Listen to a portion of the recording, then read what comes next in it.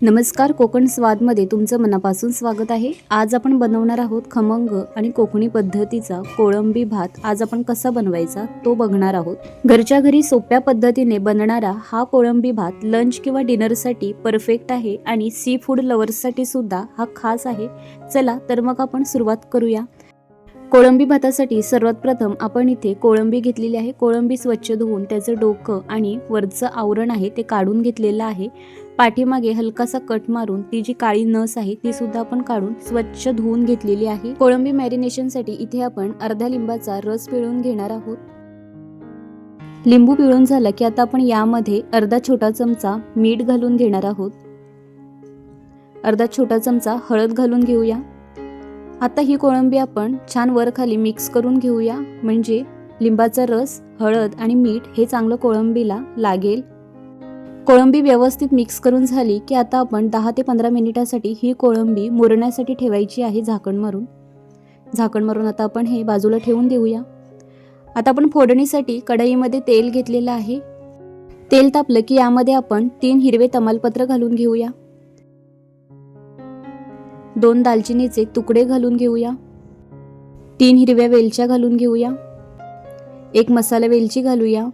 2 मसाला चक्रफूल घालूया। 5 ते 6 काळी मिरी घालून घेऊया आणि 4 ते 5 लवंगा घालूया।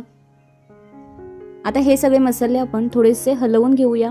मसाले थोडेसे हलवून झाले की इथे आपण एक मोठ्या आकाराचा बारीक चिरलेला कांदा तेलामध्ये घालून घेऊया। हा कांदा आता आपण तेलामध्ये हलकासा गुलाबी होईपर्यंत आधी परतवून घेऊया।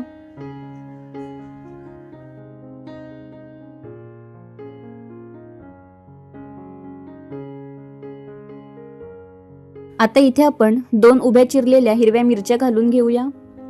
थोडंसं आता आपण हे हलवून घेऊया। आता यामध्ये आपण 3 छोटे चमचे हिरवं वाटण घालून घेणार आहोत, म्हणजेच आलं लसूण कोथिंबीरीची हे वाटण केलेलं आहे। इथे आपले 3 चमचे घालून झालेले आहेत। आता आपण हे छान हलवून घेऊया। कांदा आणि हिरवं वाटण हे थोडंसं तेलामध्ये आता आपण परतवून घेऊया।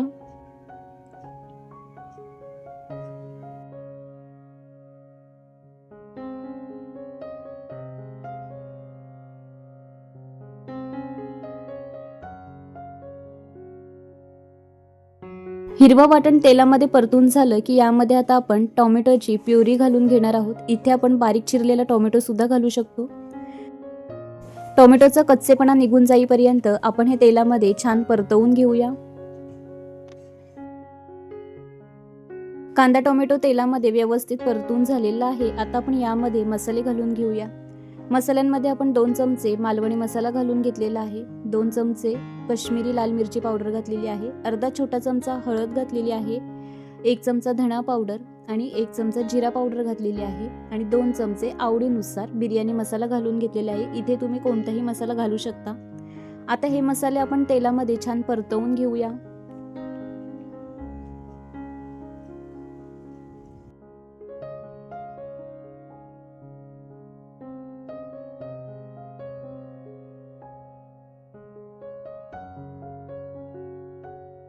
मसाले छान परतून झालेले आहेत आणि चारी बाजूने छान तेल सुटलेलं आहे मसाल्याला। आता आपण इथे मुरवण्यासाठी जी कोळंबी ठेवली होती ती यामध्ये घालून घेऊया।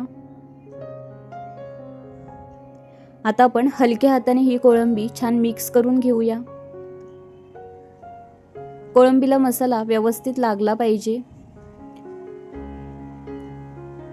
इथे आपली कोळंबी छान हलवून झालेली आहे। आता आपण थोडंसं झाकण ठेवून एक वाफ येऊन देऊया।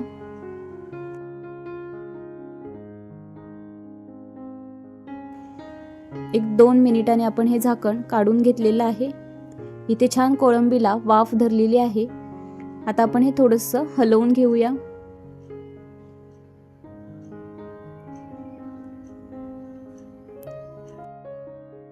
इथे छान कोळंबीची ग्रेव्ही तयार झालेली आहे। आता आपण यामध्ये 3 वाट्या तांदूळ घातलेला आहे। तांदूळ कोणताही असेल तरीही चालेल, जो आपल्याकडे अवेलेबल आहे तो तांदूळ आपण यामध्ये घालू शकतो।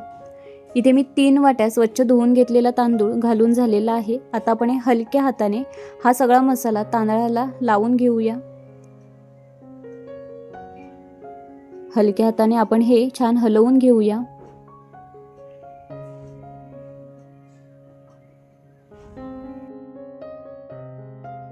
इथे आपले व्यवस्थित वर खाली हलवून झालेलं आहे. आता आपण यामध्ये गरम पाणी घालूया. गार पाणी अजिबात यामध्ये घालायचं नाही.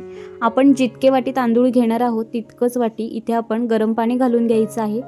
इथे मी 3 वाटी तांदूळसाठी इथे 5.5 वाटी मी गरम पाणी घालून घेतलेलं आहे.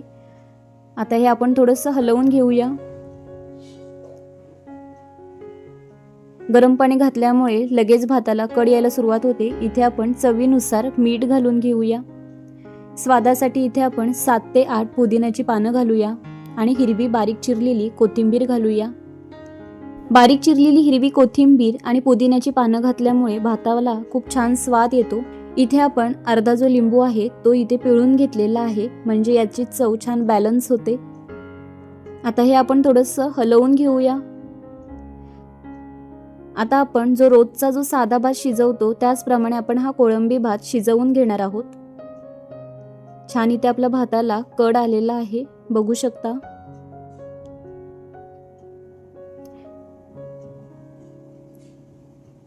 थोडंसं आपण इथे एक पळी मारून घेऊया.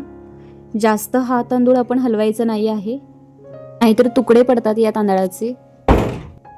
एक 5 ते 6 मिनिटांनी इथे आपलं भातामध्ये आता जिरतं पाणी राहिलेलं आहे. आता आपण या स्टेजला थोडीशी कोथिंबीर घालूया आणि झाकण मारून हे 5 ते 6 मिनिटं हा भात छान वाफवण्यासाठी ठेवायचा आहे. इथे आपण झाकण मारून घेऊया. आता साधारण 5 ते 6 मिनिटं हे छान वाफवण्यासाठी ठेवलेलं आहे.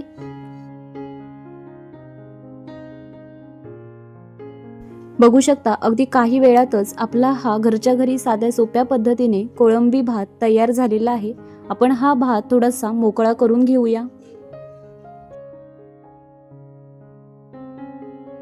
अगदी मस्त सुगंध येतोय आणि भात अगदी छान वर फुलून आलेला आहे. हलक्या हाताने हा भात छान फुलवून घेऊया.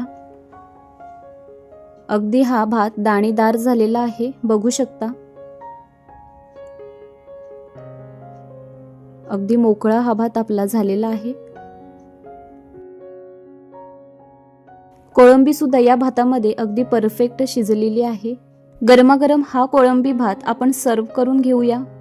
हा गरमागरम कोळंबी भात लिंबाचा तुकडा आणि काकडी कांद्याच्या सलाड सोबत सर्व केला की याची चव अजून वाढते.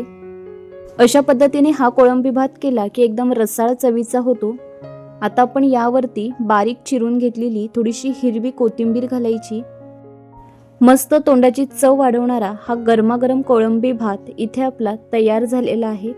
या कोळंबी भाताची रेसिपी जर तुम्हाला आवडली असेल तर रेसिपीला लाईक करा, शेअर करा आणि सबस्क्राईब करायला विसरू नका. पुन्हा भेटूया अशाच नवीन आणि स्वादिष्ट रेसिपींसोबत. तोपर्यंत धन्यवाद.